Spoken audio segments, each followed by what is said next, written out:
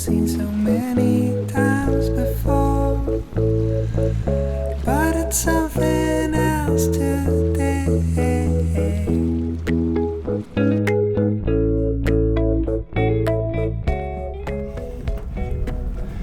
So about a month ago I made an announcement that I was planning to paddle down the Murray next year, and since then I've been doing a lot of planning and a lot of sort of sorting things out, and it's all coming together. So I thought it might be a good idea to put together a video and kind of explain what the plan is for next year.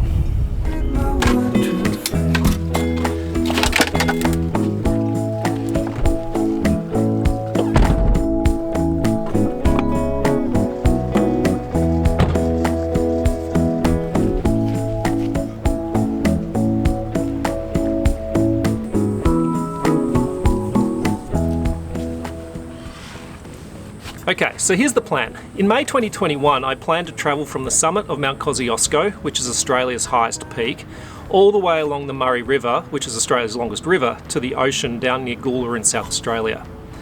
Originally, I wanted to just paddle the entire length of the Murray River, but you can't actually do that because the first 200 kilometres is basically just a creek, and therefore you can't kayak it. So what I'm actually going to do is hike and then mountain bike my way along that first 200 kilometres through some fairly remote bushland, and then I'm going to be able to put my kayak into the river and paddle the remaining 2,400 kilometres. So all up, this should take me probably about 2 months to do the whole trip, and in that time I'm going to be doing it solo and I'm going to be living out of my kayak. So I'm going to be doing it pretty much unsupported. Anyway, let me take you home and I'll show you what this all looks like on the map.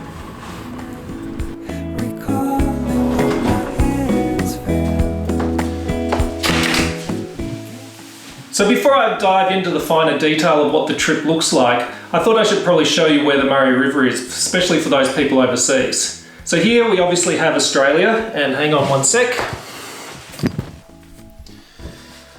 So here we've got the Murray River. So it pretty much runs between the border of New South Wales and Victoria, and it starts up in the high country near Mount Kosciuszko, and then makes its way all the way down past the South Australian border, and then goes out to the ocean down near Goolwa, near Adelaide. Because Australia is so big, it's really hard to get a good concept of what 2,600 kilometres of river looks like. Plus the Murray River is very windy. If you think about 2,600 kilometres, that's about the same distance of going from, say, London to Moscow, or even New York to Denver. So it's quite a distance. It just happens that this USB cord is to scale at 2,600 kilometres. And if you look at it in terms of Australia, if you were to straighten out the Murray River, it's pretty much the same as paddling from the bottom of Australia to the top. So it's quite a distance. So as I mentioned earlier, it's going to be a bit of switching between hiking, riding the bike, and then kayaking. And there's a fair bit of logistics involved there. And I know it's a bit confusing, so let me show you in some detail on the computer exactly how it's going to work. So I'm going to begin the journey on the top of Mount Kosciuszko, which is Australia's highest peak at 2,228 metres. And I'm going to hike down to a place called Dead Horse Gap. At Dead Horse Gap, that's where I'm going to transition to my mountain bike, which will have all my camping gear on it. And I'm going to ride down the Cascade Trail to the valley where the Murray River actually begins. So the whole plan with this ride is to ride on the trails as close to the river as I possibly can. So at the bottom of that valley, I'm going to jump off my mountain bike and using a GPS, hike my way over to the true source of the Murray River, which is a tiny little trickle at the top of a valley. And then I'll ride back along the ridge line that will take me as close to the river as I possibly can. But this will take me back to the top of Dead Horse Gap, which is a long ride up a hill. And then I head back down into the valley at Tom Grogan campsite. From there, I then continue along the valley to the top of Mount Youngle, which again is quite a decent climb, and follow the ridge line along the Indy Trail, which will take me down into Cancoban. From there, I then actually head back upstream because I want to get to the highest point on the Murray that I can kayak from.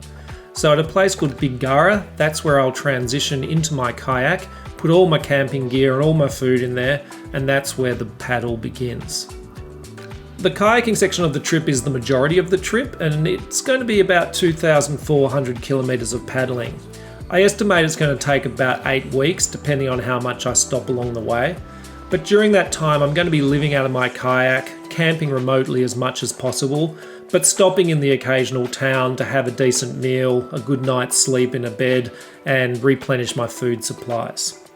The longest section of the whole trip that I'll be remote is going to be between Mildura and Renmark, and that's going to be about 5 or 6 days that I'll be completely remote with no towns and probably not many people along the way.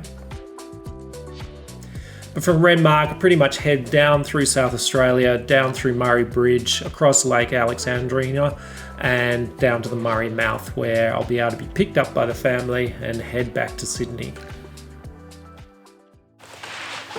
So as you can see, it's going to be a fairly epic trip, but interestingly enough, it's not the kayaking part, which is the bulk of it, that really worries me, because I am pretty paddle fit. It's the bike riding that's going to really be the test for me. Even though it's only going to be 3 or 4 days, there's a lot of hills there, and I really haven't ridden a bike for many years. So the next 4 months is going to be really focusing on getting bike fit and then making sure that I'm going to be able to lug all my gear up some of those hills. So there you go, that's the plan. Hopefully it all works out. I'm going to be filming the entire thing, so during the period leading up to the trip, when I'm doing my preparation, my training, I've got a whole lot of side trips I've got organised. I'll be sharing videos about that. And then during the actual journey, I'll be posting progression videos as I go along. So make sure you hit that subscribe button below in YouTube and you'll be notified whenever I post a new video. Or you can go to the website at summittosea.live, and on there you'll see more information about my trip. There's a blog there, also my videos will be up there as well. So hopefully you enjoy following me along on this journey, and yeah, until the next video, catch you later.